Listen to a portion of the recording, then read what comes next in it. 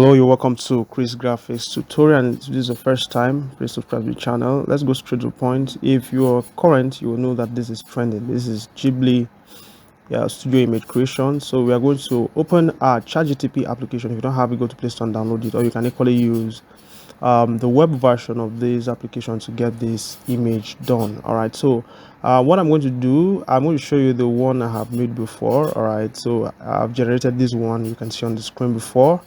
So to generate a new one, you click the plus sign, then select photos. Okay, so attach the photo first, because that's what you're going to use to prompt ChatGPT to give you the Ghibli form. All right, so when you have inputted your prompts, you can look at this prompt here.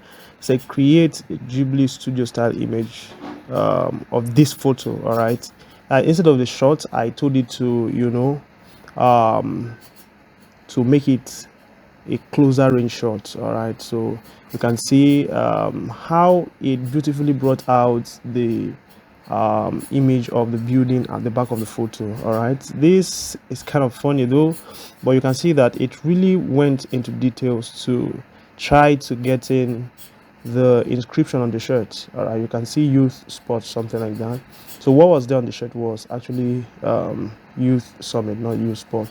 All right, but you can see how it is. So if you want to, there are different styles of something like this you can create. So at the end of this video, I'm just going to attach that different styles you can try out, and you will see the different results. All right, so if you like this video, like, subscribe, turn on the notification bell so that you miss the next upload that is coming.